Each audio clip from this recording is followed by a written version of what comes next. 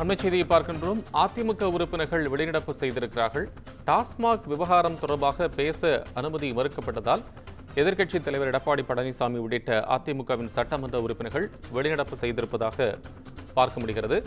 டாஸ்மாக் விவகாரம் சற்று முன்னதாக கொள்கை விளக்க குறிப்பில் டாஸ்மாகினுடைய வருவாய் அதிகரித்திருப்பதாக நாம் அண்மைச் செய்தியாக பார்த்திருந்தோம். இந்த சூழ்நிலையில் இந்த விவகாரம் தொடர்பாக பேச வேண்டும் என்று கோரிக்கை வைக்கப்பட்டிருந்தது அதிமுக சார்பில். அதிமுகவுடைய பொதுச் செயலாளரும் எதிர்க்கட்சித் தலைவர் எடப்பாடி பழனிசாமி பேச அனுமதி கேட்டிருந்த சூழ்நிலையில் அதற்கு அனுமதி மறுக்கப்பட்டிருப்பதாக கூறப்படுகிறது. இதையடுத்து உறுப்பினர்கள் பேரவையிலிருந்து வெளிநடப்பு செய்து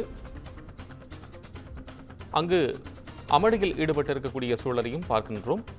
அதிமுக உறுப்பினர்கள் பேரவையிலிருந்து வெளிநடப்பு செய்திருக்கிறார்கள் என்பதையும் பார்க்கின்றோம். தொடர்ச்சியாக எதிர்க்கட்சிகளுக்கு அவையில் பேச அனுமதி மறுக்கப்படுவதாக எதிர்க்கட்சித் தலைவர் எடப்பாடி பழனிசாமி செய்தியாளர் சந்திப்பில் அவ்வப்போது குற்றம் சாட்டி வந்திருந்ததும் பார்க்க முடிகிறது. இந்த சூழ்நிலையில் இன்றைய தினமும் டாஸ்மாக் விவகாரம் தொடர்பாக பேச அனுமதி மறுக்கப்பட்டதாகவும் பேரவையிலிருந்து அதன் காரணமாக அவர்கள் அமளியில் ஈடுபட்டதாகவும் அதைத் தொடர்ந்து வெளிநடப்பு செய்ததாகவும் அதிமுக தரப்பில் கூறப்பட்டிருக்கிறது. சட்டப்பேரவையில் எதிர்க்கட்சிகள் பேசுவதற்கு, பிரதான எதிர்க்கட்சிகள் பேசுவதற்கு வாய்ப்பு மறுக்கப்படுகிறது. அந்த வகையில் இன்றைய தினம் நடைபெறுகின்ற மானிய கோரிக்கையின் அடிப்படையில் தான் ஒரு பிரச்சனையை எழுப்ப நான் முயன்றேன். அது அரசுடைய கவனத்திற்கு கொண்டு சென்று அரசுடைய பதிலை எதிர்பார்த்து இந்த கருத்தை சொல்ல முற்படுகின்ற பொழுது எனக்கு அனுமதி கொடுக்க மறுத்துவிட்டார்கள்.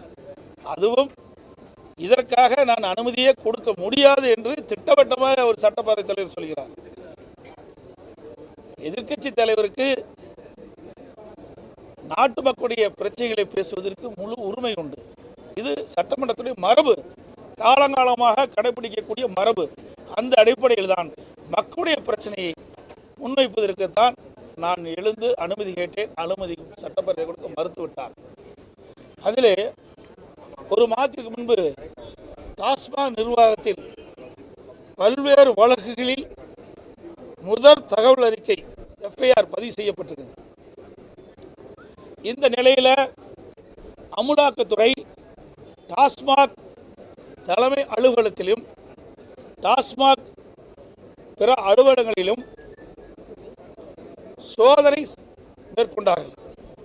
அதோடு டாஸ்மாக் நிறுவனத்திற்கு சப்ளை செய்யும் மதுபான ஆடைகளிலும் சோதனை மேற்கொள்ளப்பட்டது.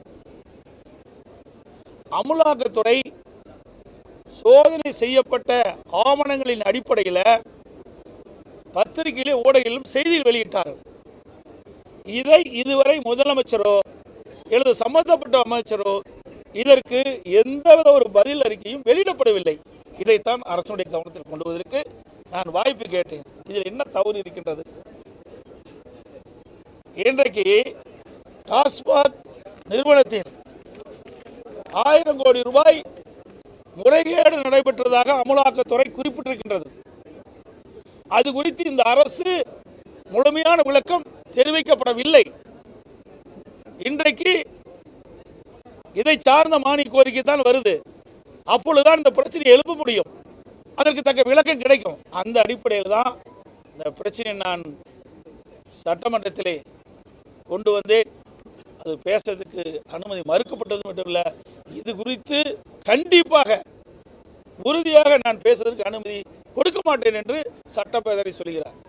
அப்படி என்றால் இந்த 1000 கோடி அமலாக்கத்துறை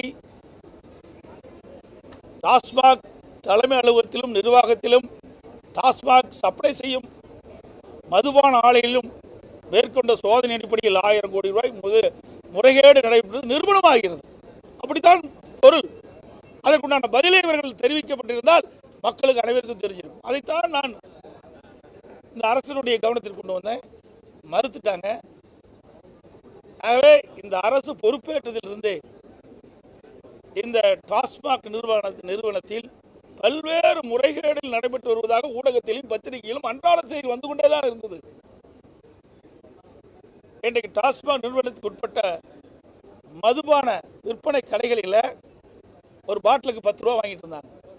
ஒரு நாளைக்கு 1.5 கோடி பாட்டில் வைக்குது. அப்படின்னா ஒரு நாளைக்கு 15 கோடி ரூபாய் இந்த அரசு மதுபான கடையின் மூலமாக ஊழல் செய்து இன்றைக்கு பல்வேறு தரப்புக்கு போயிருக்கு இந்த பணம்.